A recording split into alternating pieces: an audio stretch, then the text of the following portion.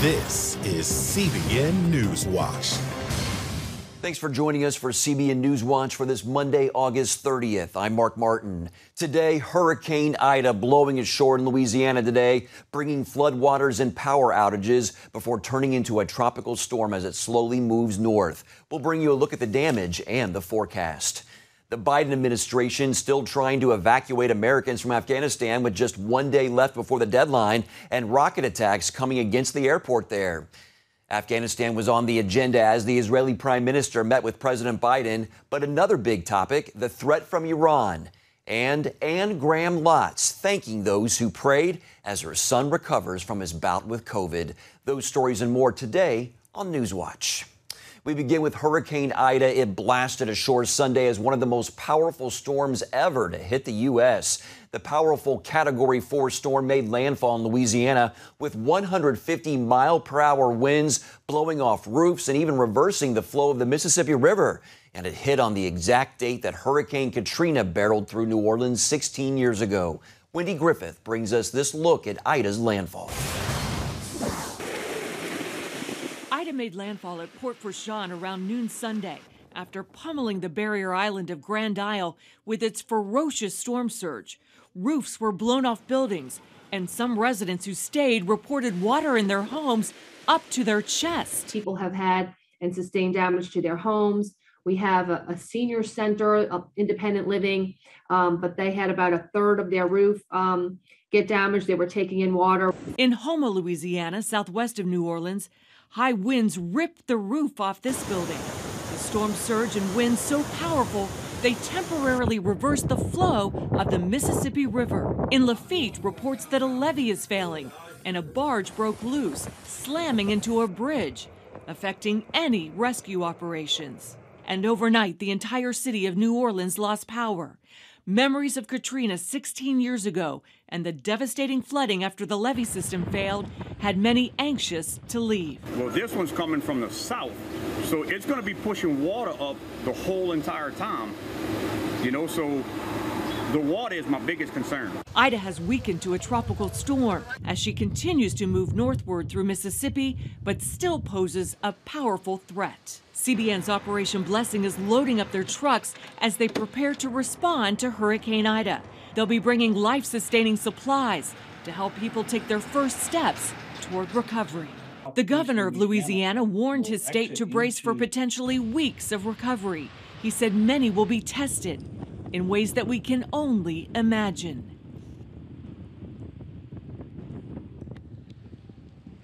And for a look now at where we can expect Ida to go as it moves up through the U.S., here's meteorologist Bernie Rayno of Accuweather.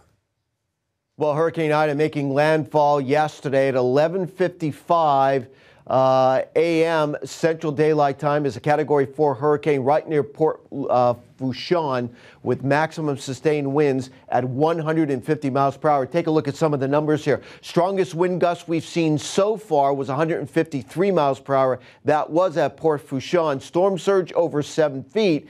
And we're starting to get rainfall now across parts of Louisiana of nearly 9 inches, and we're far from over yet. Here's some of the top wind gusts, not only in Port Fourchon, but look at this wind gust at Grand Isle, 136 miles per hour. Reports of widespread damage across the southeastern parishes of Louisiana, mostly from the wind, but of course we're still getting the heavy rain. And unfortunately, these high totals that you're already seeing from 7 to 9 inches is going to be increasing as we go through today. Now, some good news is Ida is now a tropical storm as it continues to pull northward at about 8 miles per hour. The weakening of Ida will continue today as it presses to the north and then northeast. However, I want to stress the impacts from Ida, even though it's going to be weakening, are going to be widespread and continue right into Thursday. The biggest impact as we go forward is going to be the locally heavy rain. Look at the bands of rain heading into Alabama and Mississippi as we go through today. There's also going to be a tornado threat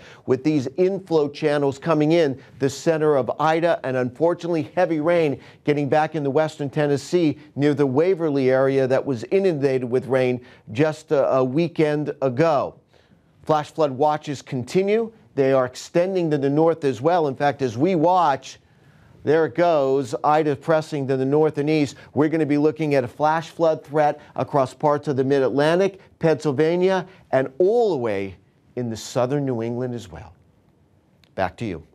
Thank you, Bernie. Ida brought flooding to parts of Mississippi as well. And joining us now from Tupelo is Anthony Lloyd of CBN's Operation Blessing. Anthony, tell us about the weather situation in Mississippi and what Operation Blessing will be doing to help people who have been hit by Ida. Yes, good morning, Mark. We're here in Tupelo, Mississippi, where the weather is calm, thankfully. There's rain that's spitting throughout the morning, also slight gusts of wind, so thankfully things are calm here in northeast Mississippi. Down south, of course, you know, it was hit quite hard. Areas were flooded from the storm surge and, of course, the torrential downpour. So the weather here it'll pick up through the day based on the predictions, and then as we prepare for what we're going to do today. Right now, Operation Blessing has been sending disaster relief loads. We sent some to Texas and some to a church in Louisiana. We also have a team deployed with equipment and pre-staged up in Bristol, Tennessee. They will move down into central Mississippi later on today. We will stay here in Tupelo and likely move closer in to start doing an on-the-ground assessment. All right, that's Anthony Lloyd of Operation Blessing. Thank you, Anthony. And you can find out more about what Operation Blessing is doing to help people affected by Hurricane Ida by visiting ob.org. Turning now to Afghanistan, as the deadline looms for the end of the U.S. withdrawal, rockets are still being fired at the airport, and hundreds of Americans remain trapped there. Dale Hurd has the story. With the deadline to withdraw troops from Afghanistan less than 24 hours away, the State Department says 250 U.S. citizens are still in the country. A U.S. drone strike Sunday targeted a suspected car bomber on his way to Kabul airport, with what officials said was a substantial amount of explosive material. Overnight, as many as 5 rockets were fired at the airport, with at least some of them intercepted by an anti-missile system. But the rockets didn't stop the steady stream of U.S. military cargo jets taking off and landing at Kabul's international airport. Sam Brownback, religious freedom ambassador under the Trump administration, said the White House must do more to help non-Muslims escape before they're killed. If you're a religious minority in Afghanistan, we need to be granting them visa rights to be able to come to the United States because they're sitting ducks. They're going to get killed. Lawmakers on both sides are urging the White House to extend the deadline to allow evacuations for U.S. troops and their allies. But the administration isn't budging. Secretary of State Blinken saying there likely will be no diplomatic presence in the country after August 31st, but insists there's a plan to get Americans out after that date. If the Taliban is serious about the commitments that it's repeatedly made in public, including nationally across the country, as well as in private, commitments that the international community intends to hold the Taliban to, then we'll find ways to do it. Nebraska GOP Senator Ben Sasse says it shows the administration still lacks a plan. That interview was disgusting, and the American people have a right to be livid about it. There is clearly no plan. There has been no plan. Their plan has basically been happy talk. And South Carolina Senator Lindsey Graham says the president should be impeached. Do you still feel he should be impeached over this? Yeah, I think it's dereliction of duty to leave hundreds of Americans behind enemy lines, turn them into hostages, to abandon thousands of Afghans who fought honorably along our side, to create conditions for another 9/11 that are now through the roof. Yeah, I think he's been derelict in his duties as commander-in-chief. Meanwhile, a solemn scene in Delaware Sunday, as the bodies of the 13 service members killed in a bomb attack last week were returned home. Joe Biden is being blasted on social media for appearing to look at his watch during the ceremony. The administration has been touting the fact that the U.S. and its allies have evacuated 100,000 Americans and Afghans on very short notice. But as the evacuation deadline looms, many Afghans desperate to escape will have no way out. Dale Hurd, CBN News.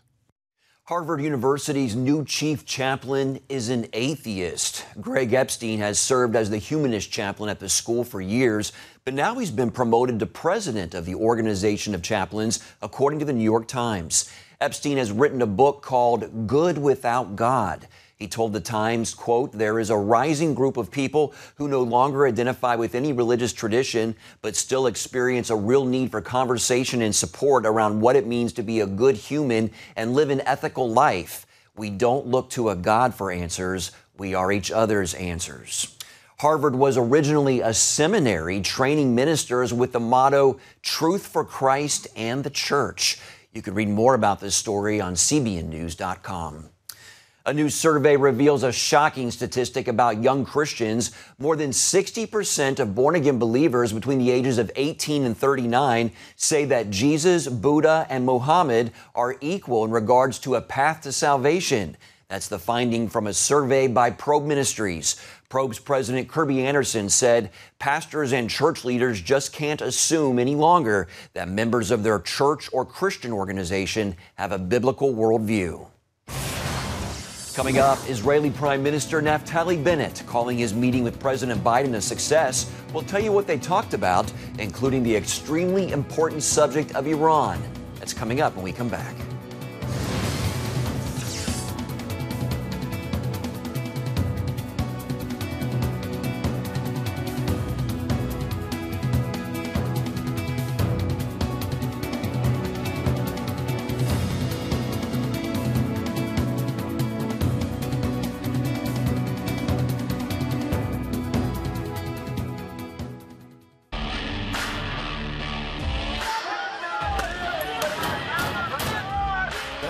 Before you marry is a bad idea. Don't tell me there's no such thing as gun violence. That just depends on your definition of when life begins. Watch Dan and Dale tackle trending topics that test your faith on the next Faith Wire. Monday night at 8:30 on the CBN News Channel. The Global Lane takes you around the world, providing facts over fiction. What might rising trade and geopolitical tensions mean for you on the home front? With over 45 years of experience, award-winning journalist Gary Lane brings you the truth from a global angle. What about the issue of immigration? World news analysis you won't see anywhere else. And it's all right here on the Global Lane. Thursday night at 8:30 on the CBN News Channel.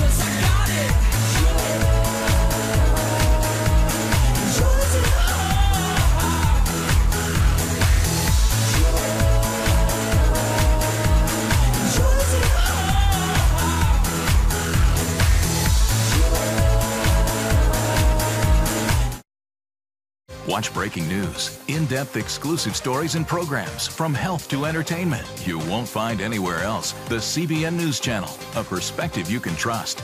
Enjoy credible news reporting from around the world. Discover inspiring programs and stories of hope, all in one place from a Christian perspective. The CBN News Channel, a perspective you can trust. To watch the CBN News Channel, download the app or visit cbnnewschannel.com. Welcome back. Israeli Prime Minister Naftali Bennett is calling his meeting on Friday with President Biden a success. Even so, his government still faces the threat of Iran and growing violence on the Gaza border. Julie Stahl brings us the story from Jerusalem.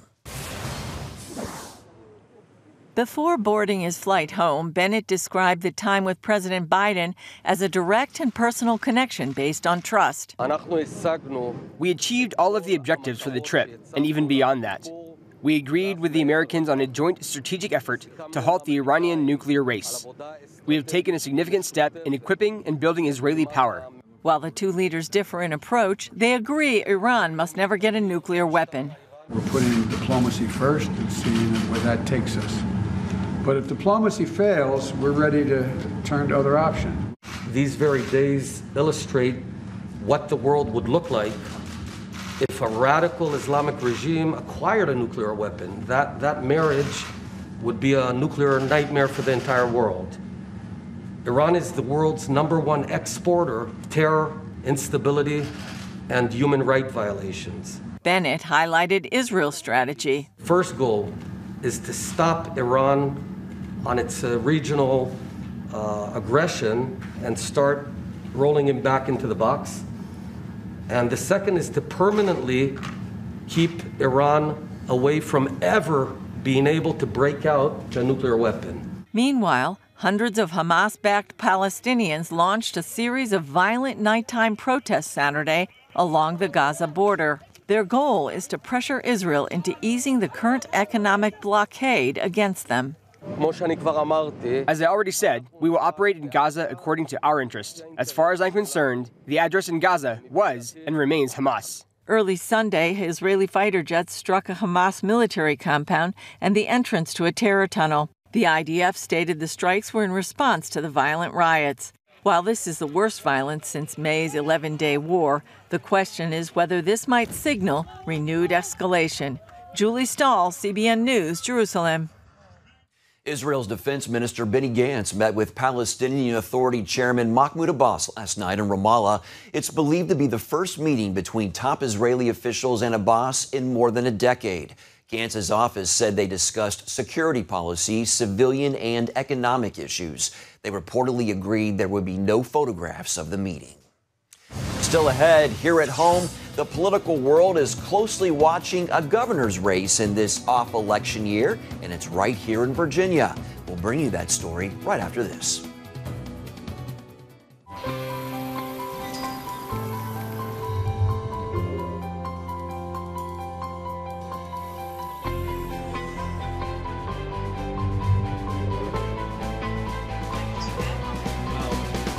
I am Regent's first ROTC graduate student.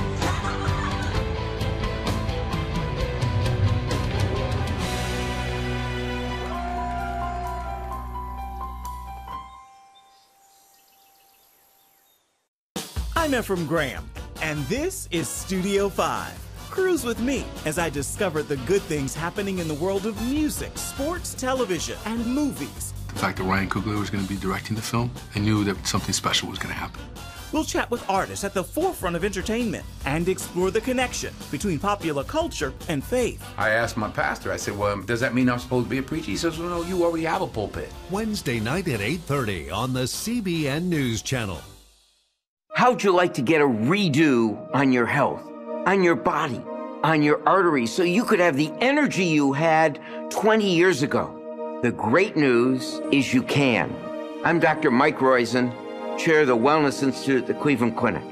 I've written 4 New York Times bestsellers. But even better than having to read all that, you can listen to this DVD and watch it. Protect your heart? Yes, you can. Here's how.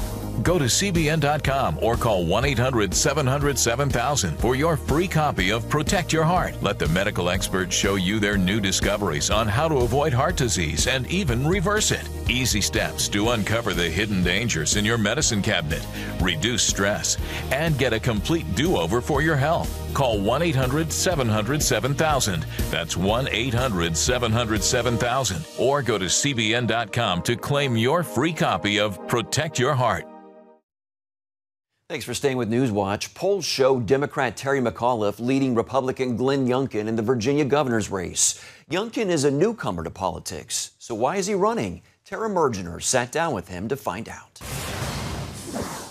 The face-off between Republican Glenn Younkin and Democrat Terry Mcauliffe is seen as the country's most important race right now. National Republicans are investing heavily, hoping to turn this potential blue state back to red.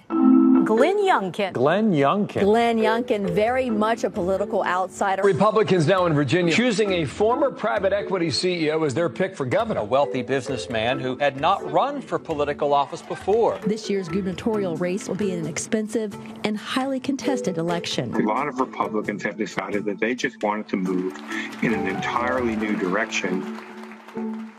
defeating a slate of other Republicans. And I am honored to accept your nomination for governor of the great Commonwealth of Virginia. Political newcomer and homegrown Virginian Glenn Younkin, we've traveled all around this great Commonwealth, tens of thousands of miles, is on the move.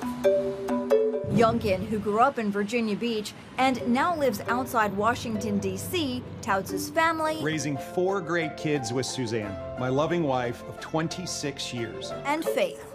Tell me about your faith. It's the foundation of everything that I do. A former dishwasher, Younkin became a successful businessman as CEO of an investment firm worth $300 million. He quit that job the day after telling his wife he was running for governor. This great Commonwealth, which was the best state in America to live and work and raise a family, it's not that anymore. Glenn Younkin is going to be our next governor. He's considered the GOP's best shot at winning the first statewide race in Old Dominion in 12 years. And let's just stop for a minute and say amen. Yes, my friend. This is an amazing moment for Virginia. But as I said, it's not just around Republicans. It's independents, it's Democrats, all coming together and saying very clearly, no, this left liberal progressive agenda that we've been subjected to from governors over the course of the last 8 years. Although this is the 54-year-old's first campaign, polls show a virtual tie with Mcauliffe, a longtime establishment politician looking to land the governor's chair a second time. Hey, good evening, everybody. President Biden is already on the campaign trail. A sign the numbers are too close for comfort. Younkin has the support of Donald Trump, delighting Democrats. He's desperately trying to shake the Republican and Trump label. Do you welcome that support from Donald Trump, and how do you walk that fine line? Right. I actually don't view it as a fine line to be walked. One of the great things that happened when I won the Republican convention was that all Republicans came together and said, we're for Glenn. And so President Trump endorsed me the next day, and I thanked him for it. Younkin's agenda includes tightening state election laws, protecting gun rights, backing the blue, and pushing back against an array of national issues playing out locally. One of the most heated debates in Virginia right now is critical race theory. Critical race theory should not be taught in our schools. And when I'm governor, it won't be taught in our schools. Under a Younkin administration, no mask mandate. In the current set of data that we see today, no mask mandate. There are people in the country, many people, very concerned that, particularly as Christians, those rights are being whittled away. I think this is an extremely important issue for everyone to make sure they're aware of, which is, our First Amendment to our Constitution protects our religious liberty, our religious freedom. Though Younkin is staunchly pro-life, he raised eyebrows with recent comments made to undercover activists about avoiding the issue until after the campaign. Sadly, that in fact won't win my independent votes that I have to get. How do you address that? I've been very clear from the beginning of this entire campaign. I'm pro-life. Abortion issues absolutely are something I'm more than happy to talk about because everybody knows where I stand. But as I campaign around and answer questions, the questions around jobs and schools and safe communities are really on so many voters' minds. While Democrats may still have the upper hand going into November, the GOP is more confident they can win with Younkin on the ticket. Thank you all so much. Republicans actually recognize that if we aren't together, we won't win. And if we are together, we can win. And that's been a fabulous development during this race. In Washington, I'm Tara Mergener, CBN News. Coming up, Anne Graham Lotz thanking those who prayed for her son to recover from COVID. We'll tell you about her good report when we come back. Stay with us. Daddy? Yeah, buddy. How many nickels are in a dollar? There are 20 nickels in a dollar. How do birds fly? Does milk really make my bones stronger? Yeah. Daddy, when we die, will we go to heaven? Do you have the answer to life's biggest question? Call the 700 Club. We'll help you find answers to the important questions life brings your way. Watch breaking news, in-depth exclusive stories and programs from health to entertainment you won't find anywhere else. The CBN News Channel, a perspective you can trust. Enjoy credible news reporting from around the world. Discover inspiring programs and stories of hope, all in one place from a Christian perspective. The CBN News Channel, a perspective you can trust. To watch the CBN News Channel, download the app or visit cbnnewschannel.com. Hello, I'm Dr. David Perlmutter, board-certified neurologist and #1 New York Times bestselling author. Wouldn't it be great to boost your energy, eliminate brain fog, and even reverse brain disease? Well, you can, and I'm going to show you how, along with some of the world's most well-respected brain experts in this DVD, Protect Your Brain. Get Protect Your Brain, a free DVD only from the Christian Broadcasting Network, featuring experts on the cutting edge of neuroscience and brain health. No matter how many times you've failed in the past, you really can do this. In Protect Your Brain, you'll discover simple strategies to keep your brain young and healthy. Improve your memory. Discover the gut-brain connection. In Protect Your Brain, get your free copy at cbn.com or call 1-800-700-7000. If you want to improve the quality of your life, get the DVD Protect Your Brain and get it today. Download the CBN News app, 24/7 news from a Christian perspective at home or on the road. One place for all of your news. Breaking news alerts. Set daily prayer goals and pray for news stories. Read the most important news and watch CBN News Channel live. CBN News, because truth matters. Go to cbnnewsapp.com to get the app today.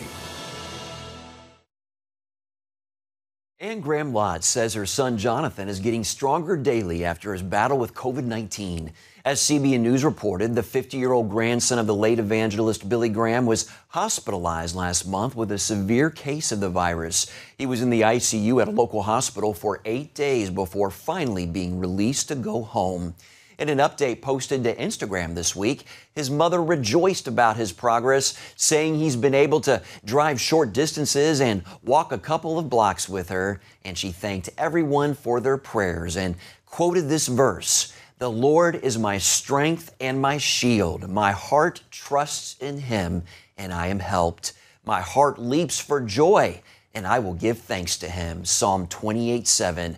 That's a great verse for you this week. And you can read her post about his recovery and her thanks for the prayers. It's all on cbnnews.com. Great way to end the show. And that's going to do it for this edition of CBN News Watch. Remember, you can find more of our news programs on the CBN News Channel anytime or online with cbnnews.com. Also, tell us what you think about the stories you've seen. You can do that by emailing newswatch@cbn.com, or be sure to talk to us on Facebook, Twitter, and Instagram. Hope you'll join us next time. Have a great day and a great week.